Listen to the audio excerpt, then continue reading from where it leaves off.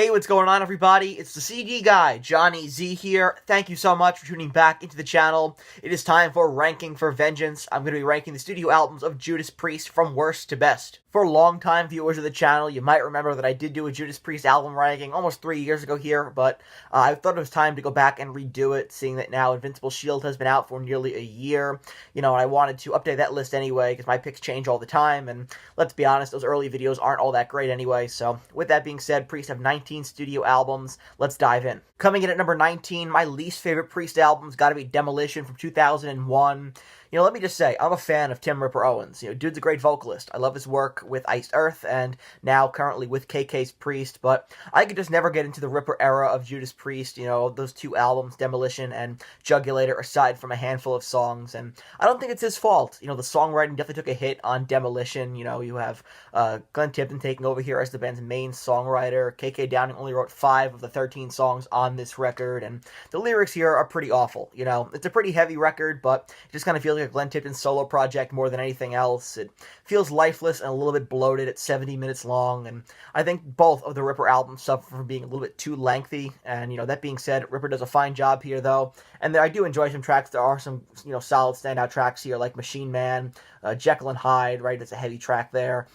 Bloodsuckers, Devil Digger, Lost and Found, great song. Lost and Found definitely reminds me of one of those early Priest ballads from one of their first few records. I think it would have, fit perfectly on a record like Sin After Sin. So there's some good stuff here, but just in general, this is not an album that I go to all that much. I think it's bloated. It definitely could have trimmed off a few songs, and the songwriting here hits an all-time low. Let's stick with the Ripper era here for number 18 with Jugulator from 1997, the first album with Tim Ripper Owens on lead vocals, replacing Rob Halford, and of course Ripper had the impossible task of trying to fill Rob Halford's shoes, and I think to say that it's not Priest without Rob Halford is pretty dismissive of the rest of the band, but it definitely does feel like a different band here. Musically, I think it makes for a fitting follow-up to Painkiller in the sense that it's probably the band's heaviest record, but a lot of the material here is just not top-shelf Priest, in my opinion, and it's not Ripper's fault. Ripper did what was asked of him here, and, he did a fine job in Judas Priest, but this era gets overlooked because Jugulator and Demolition aren't great, but they do have some good moments. I think if you combine the best from Jugulator and Demolition together,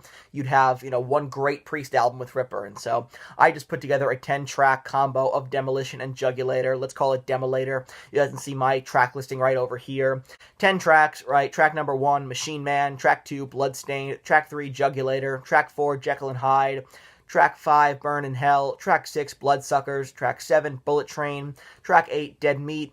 Track 9, Lost and Found. And Track 10, Cathedral Spires. I don't know about you, but I think that would be a pretty solid album. Number 17, we have Nostradamus from 2008.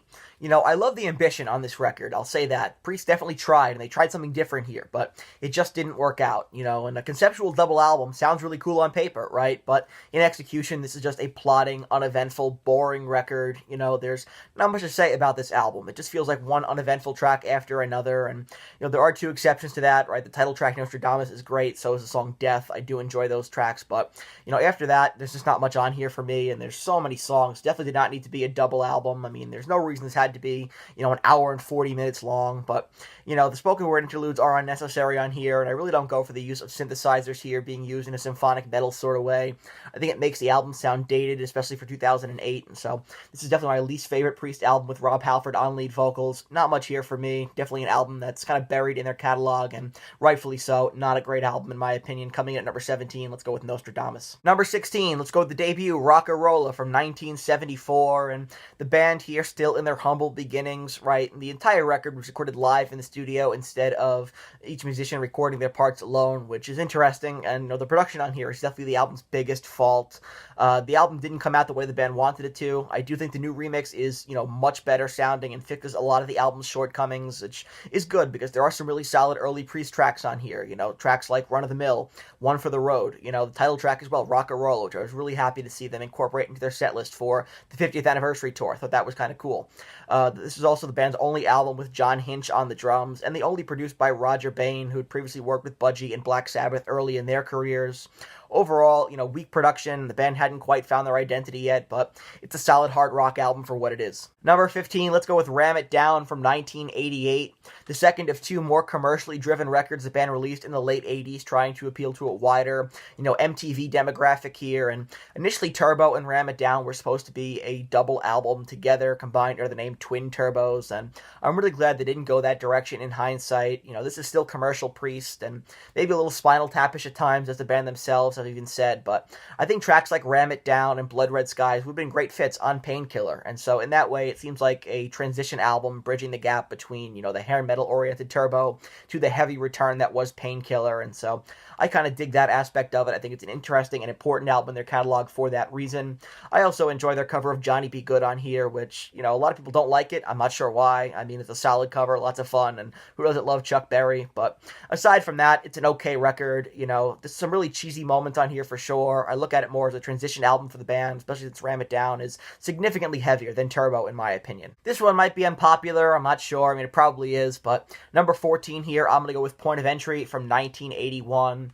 One of the more overrated Priest albums as far as I'm concerned. Point of Entry gets lumped in with the classic albums that were released during the same time period, but it's nowhere near the level of a British Steel or Screaming for Vengeance, in my opinion, and has about 4 songs that I go back to.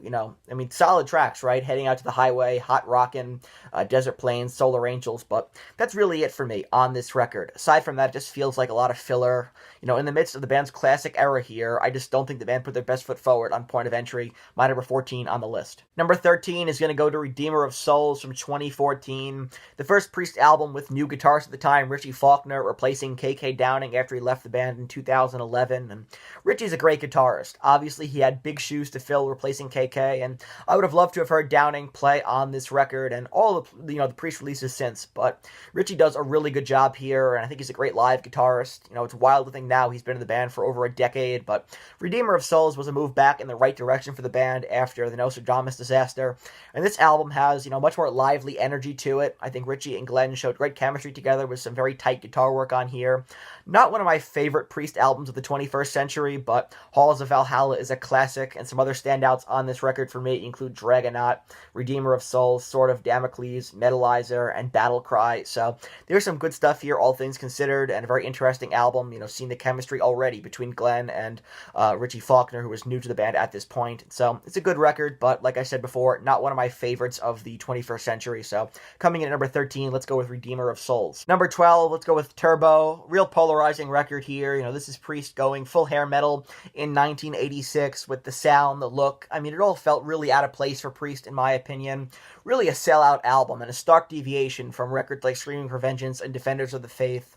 This is Priest doing the synth pop, driven thing, and, it's very much a product of its time, I think. But it's not the go-to sound I look for when I'm in the mood to hear Judas Priest, but it's an interesting time in their history, and I think if any other band would have made it, it would have been, better received at the time. But while I acknowledge it's not the classic Priest sound, I don't hate it. I actually enjoy tracks on here like Turbo Lover, Locked In, right, Out in the Cold, Hot for Love, Reckless, Wild Nights, Hot and Crazy Days are a lot of fun, but I can't defend Private Property and Parental Guidance. Those 2 songs are awful, but in general, it's a fun, infectious record, and so I enjoy it for what it is, even though I know that it's not, the Priest sound that I look for, and it's really not top-shelf Judas Priest, but it does have some hidden gems on it. Number 11 is going to go to Firepower from 2018, the band's most useful-sounding record in years at the time. It's heavy, it has all the elements of old-school Priest, and it still sounds new and fresh, and maybe some of that is attributed to Andy Sneap. This was the band's first album to be co-produced by Sneap, who's done a lot of great work behind the producer's chair for bands like Megadeth, Exodus,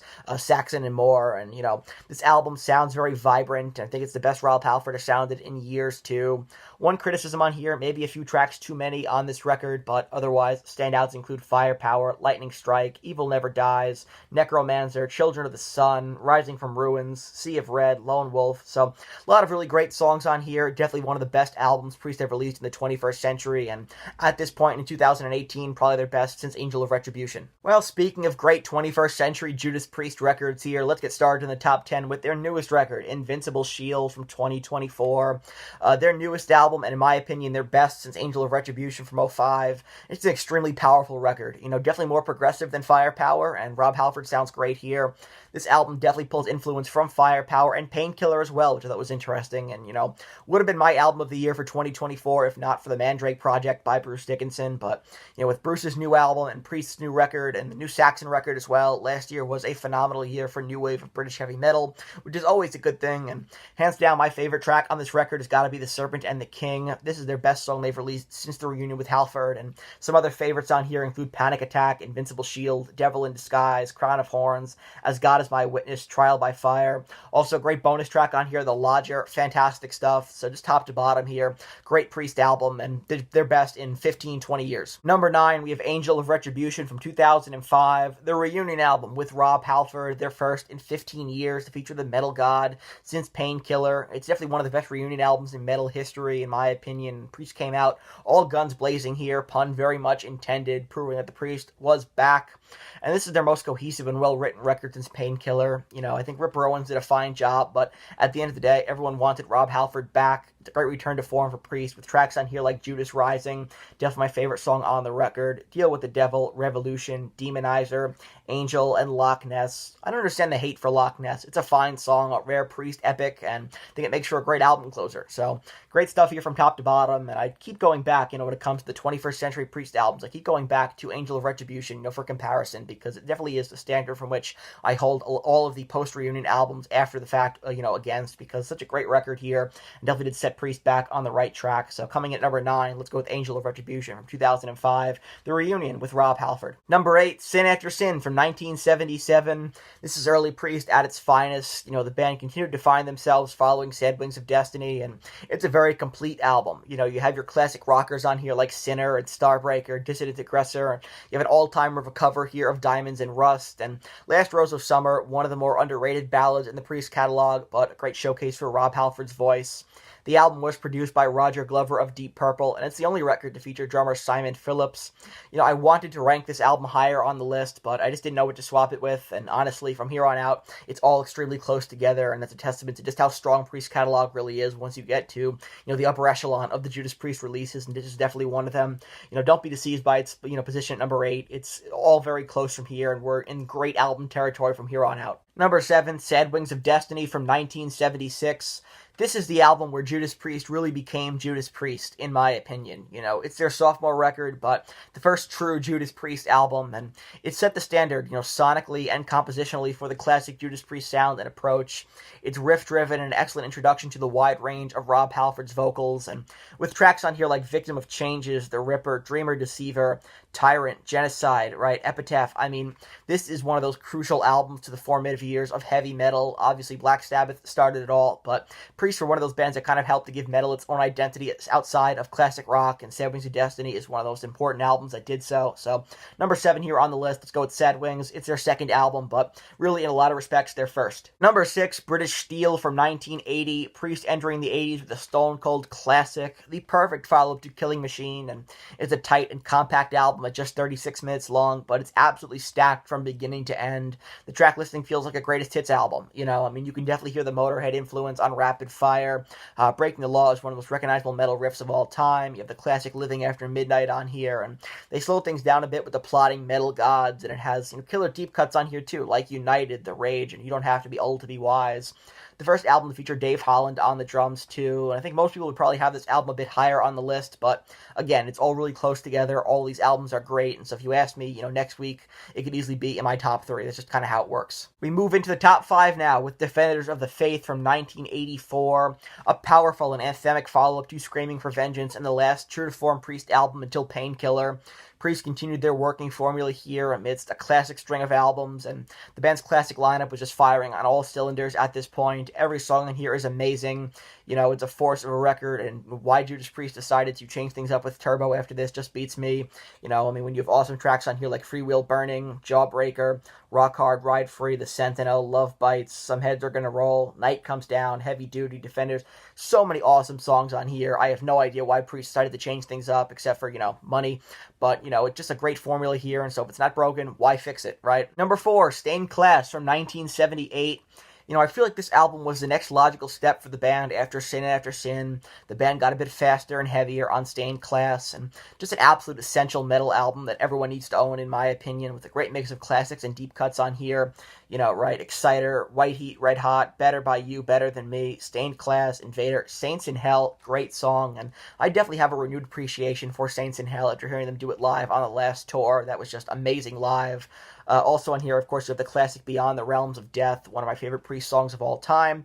No doubt by this point, the band were getting more confident and more comfortable in their songwriting with each record, and it's definitely on display here with Stained Class, my number 4 on the list from 1978. Top 3 now, let's get things started with Painkiller from 1990.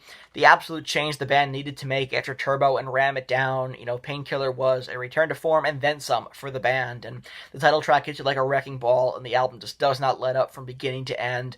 And this is, in my opinion, the peak of Rob Halford's vocals. He sounded amazing on this record and the subsequent tour. Unfortunately, it was the last album to feature the Metal God until 2005, but, the 90s started out strong enough for Priest with, one of their all-time best records, and the first with drummer Scott Travis, whose, drum intro on Painkiller is a great introduction for him, and of course, I wish Priest would have followed this up with more records with Halford in the 90s. Imagine the best material taken from Fight and the best from Jugulator put together on one record with Rob Halford on lead vocals. That sounds really cool and would have made for a great follow-up to Painkiller, but there's a lot that, is left to be desired for 90s Priest, with the heavier direction compared to their previous 2 albums, but at least we got this classic before Halford left, a 10 out of 10 album for sure. Top to bottom, every song on here is great. Some favorites for me include Hell Patrol, All Guns Blazing, Leather Rebel, A Touch of Evil, One Shot at Glory, Metal Meltdown, Nightcrawler. Just every song on here is a great album, and, my top 3 are all perfect Priest albums in my opinion, and so you ask me next week, and the order could be totally different, but they're all 10 out of 10s in my opinion, so let's get things started here on the top 3 with Painkiller from 1990. Number 2, going to go with Screaming for Vengeance from 1982. After the solid but lackluster Point of Entry, Priest came roaring back here in 82 with Screaming for Vengeance. Just a timeless record and a great mix of anthemic metal classics and deep cuts.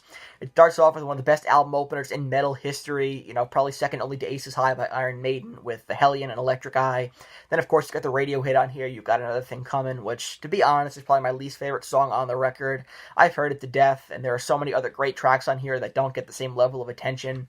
Tracks like the title track, Take These Chains, Bloodstone, Riding on the Wind, Fever, Devil's Child, and more. So, for me, this is some of my all-time favorite Priest work here, but I probably never need to hear You Got Another Thing Coming again. Rob Halford's high notes are incredible on this record. Some of my all-time favorite Rob Halford vocals here, and just in general, this album, like I said, is timeless stuff, and another one of those perfect Priest albums from beginning to end. And last but not least, my favorite Priest album of all time has got to be Hellbent for Leather, or Killing Machine, whichever you prefer. Some people might not have this ranked so high, but it's my personal favorite Priest record. I think it encapsulates everything that I love about 70s Priest, a band that continued to grow and evolve in their sound, and really helped to define metal in its formative years before putting it all together on Killing Machine. And I think there's a ton of diversity on this album, with standouts here like Delivering the Goods, Rock Forever, Evening Star, Hellbent for Leather, Take on the World, The Green Manalishi, great Fleetwood Mac cover. Some songs were just meant to be heavy metal songs, and The Green Manalishi is definitely one of them. Running Wild, Killing Machine, Before the Dawn is a great ballad. Just saw it live with KK's Priest, and I don't think Priest had ever done it live before, but they did it with KK's Priest, and it was fantastic. So definitely an underrated gem on this record, and there's no doubt that this is part of that legendary album run, but this was the album where the band finally completely owned up to their sound with the attitude to back it up. So for me, it doesn't get any better than this. Coming in at number 1, got to go with Killing Machine from 1979. So that wraps up this video here, my revised ranking of the Judas Priest studio albums from worst to best, including Invincible Shield. You guys can see my list right over here. If you enjoyed this video, please give it a thumbs up, subscribe to the channel down below, turn on the bell for notifications so you don't miss a new upload. I'll be doing more of these album rankings throughout the year and revising some of my older album rankings as well, especially as bands put out new albums and I want to update it, so definitely stay tuned for that. And let me know down in the comment section below what are your thoughts on my picks and what are some of your favorite Judas Priest albums of all time. I want to hear from you. And until next time, it's the CD guy, Johnny Z, signing off. Take care, everybody.